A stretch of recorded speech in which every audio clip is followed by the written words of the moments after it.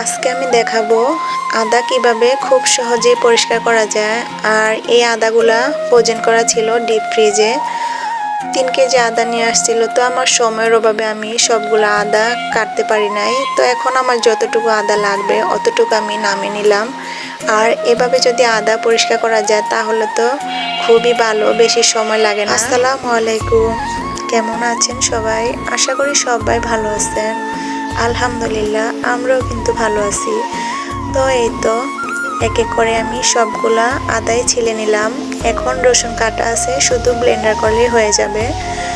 আর এই তো এই প্রসেসটা কিন্তু আমার কাছে খুবই ভালো লাগছে আর খুবই তাড়াতাড়ি করা যায়। চাইলে আপনারা ওইভাবে আদা পরিষ্কার করতে পারেন, সময় খুবই কম লাগে। এই তো আমার আদা পরিষ্কার করা শেষ। আদার গায়ে কিন্তু একটু চামড়াও ছিল না, একদম সুন্দরভাবে উঠে আসছে। এক এক করে সবগুলো তো পরিষ্কার করা শেষ।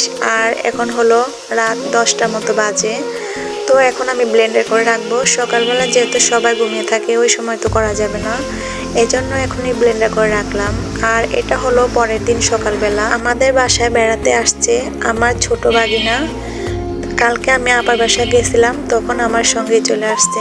আর হলো ওই বলছিল যে ভাজি আর রুটি বানানোর জন্য। তো এখন তো রাত 4টার মতো বাজে, কারণ হলো আমাদের তো গ্যাসে থাকেই না। আর হলো আমার রুটি বানানো হয়েছে, একটা রুটি বানাইলাম। আর হলো পাতাকপি আলু আর হলো সিম দিয়ে একটা ভাজি বানিয়ে নিলাম। তো ওরা সবাই ঘুমিয়ে আছে, এখন 6টার মতো বাজে।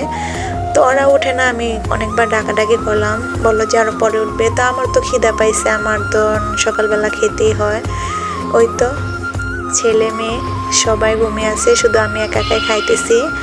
আর ইমাম হাসান তো এখনো আসে নাই, আল্লাহ বাঁচিয়ে রাখলে কালকে আসবে। তো খাওয়া দাওয়া শেষ করে এখন রান্না বাড়ার জন্য চলে আসলাম। এই তো আজকে রান্না করব হচ্ছে পোলাও আর হলো ডিম বোনা করব। বাগিনা খেতে চাইছে। ও এমনিতে আমার বাগিনা কিন্তু আমাকে হলো মা বলেই ডাকে। ছোটবেলা থেকে ওকে আমি অনেক আদর যত্ন করে মানুষ করছি, এই জন্য আমাকে মা ডাকে। আর ওর মাকে ডাকে। মায়ের কাছে ছেলে আবদার করছে, তো এটা তো রান্না করতেই হবে। আর হলো বলছিল যে শুধু ডিম বোনা করতে, আর কিছু লাগবে না। তো গ্যাস যেহেতু কম, এজন্য পোলাওটা এভাবে বসিয়ে দিতেছি। পোলাওতে পানি পরিমাণ মতো দিয়ে তারপর হলো আদা বাটা দিলাম, কাঁচামরিচ, তারপরে পেঁয়াজ, লবণ, লং এলাচ, তেল সব কিছু দিয়ে পানিটা আমি বলক নিয়ে আসছি। এখন ভালোভাবে বলক আসছে, এই জন্য চালটা দিছি।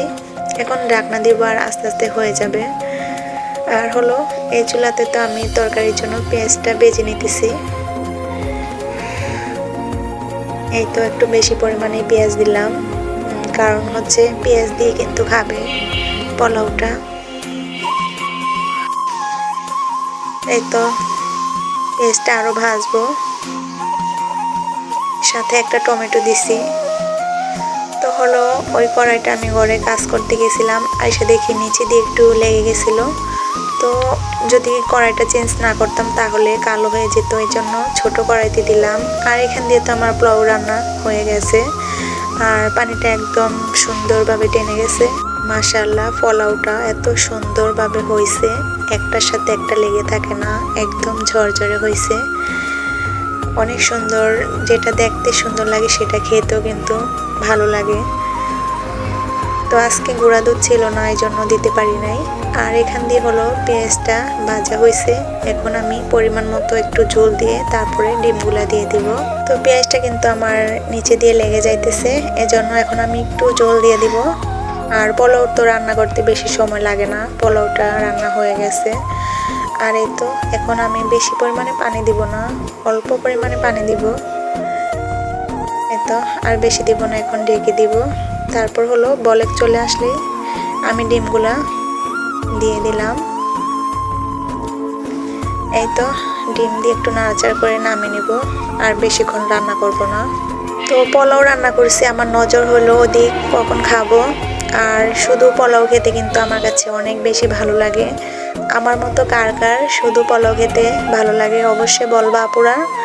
তো এখন আমি একটু বেশি পরিমাণে নিতেছি, ছেলেদেরকে নিয়ে একসাথে খাবো, তরকারি দিয়ে পরে খাবো। তো ভিডিওটি আর বেশি বড় করব না, আজকের মতো এই পর্যন্তই। সবাই ভিডিওটি দেখতে থাকো, আর যদি ভালো লাগে আমার ভিডিওটি একটা করে লাইক দিয়ে যাবা, চ্যানেলটিকে সাবস্ক্রাইব করে আমার পাশেই থাকবা। আজকের মতো এই পর্যন্তই। আল্লাহ হাফেজ।